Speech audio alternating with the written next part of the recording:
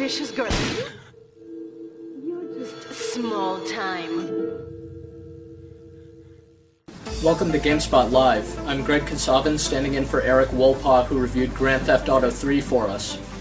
Since its release last October for the PlayStation 2, Grand Theft Auto 3 has quickly become one of the most popular games ever made. As the first Grand Theft Auto game not released for the PC initially, needless to say, PC players have been waiting for the game ever since it came out. It was especially anticipated since Grand Theft Auto 3 is a much better game than its predecessors. Though like the other games, it lets you go on a free-form crime spree, basically in what acts like a realistic city. It became the best-selling video game of last year despite some serious competition from really excellent video games like Halo and Tony Hawk's Pro Skater 3, and it earned a lot of awards even though it also garnered some criticism just from the mainstream press, which saw this kind of violent-looking game and didn't know what to make of it. The PC version of Grand Theft Auto 3 is basically a straight port of the PS2 version, though it has a few small changes.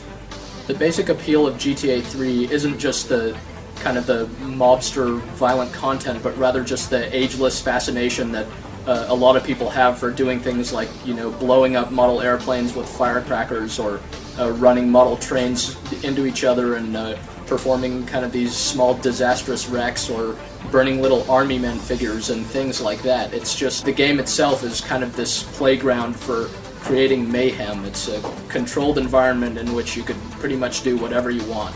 You play as a character who can run around on foot and cause havoc, pretty much steal any car you see, and then once you hop in a car you can drive around and cause even more havoc that way, cause huge pile-ups and do all kinds of fun things like that.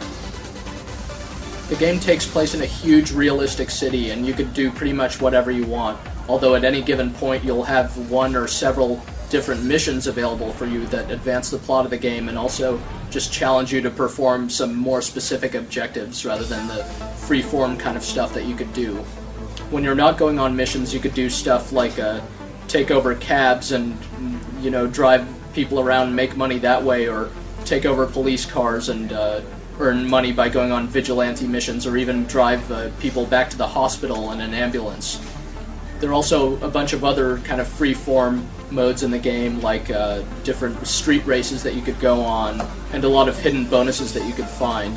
So the game really rewards exploration and experimentation and generally allows you to play however you want. That's really the main focus of the game and the main appeal of it.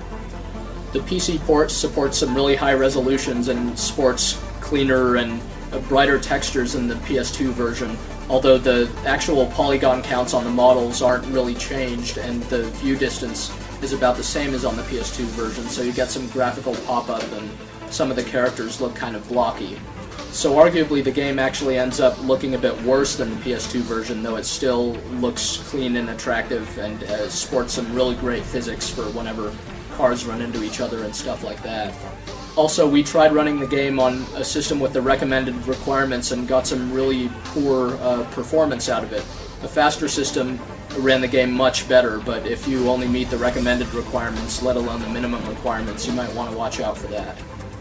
The audio for the game is as good as ever. There's a really great effect that whenever you get into a car, you'll hear the radio playing. There are one of several different radio stations in the game that you can listen to, including a really funny talk radio, a classical station, a rap station, and other things. And one of the new features is that you can put your own MP3s into the game and listen to a station that consists of those. The voice acting during the cutscenes is also excellent. The publishers also managed to get some really big-name voice actors to play as some of the starring roles for the cutscenes, including guys like Joe Pantoliano and Kyle MacLachlan, so that's really a nice touch. Another feature added to the PC version of GTA 3 is an instant replay feature, where at any point you can hit a button and you'll see a replay of the last 30 seconds of the action. That's something the PS2 version could have really used, since GTA 3 just tends to have a lot of really exciting, amazing moments happen in it, just that aren't scripted. Things just suddenly happen a certain way, and it's really cool. Unfortunately, the replay feature just doesn't work out quite that well. You can't do anything with the camera, and saving additional replays will overwrite previous ones. So the feature is kind of tacked on, it's really not that great. More importantly though, the PC version adds the ability to look around using the mouse, Obviously on the PlayStation 2 you had to play using a gamepad, and that made for some awkward situations while running around on foot. Now on the PC, when you're running around on foot, you can play it, as though it were a first-person shooter or a game like Max Payne. It's something that makes controlling the game on foot much easier, and for those who like the original control scheme, there's still the option to revert back to that. There's really not much left to say about Grand Theft Auto 3. It's a game that's so popular that it's worked its way into our own popular culture. It's a game pretty much everyone has heard about, and it's a really impressive game. That's why we all know about it by now. So if by some chance you haven't had a chance to experience the PlayStation 2 version and you want a really outstanding action game for your PC, and your system meets the requirements, then you need to check out Grand Theft Auto 3.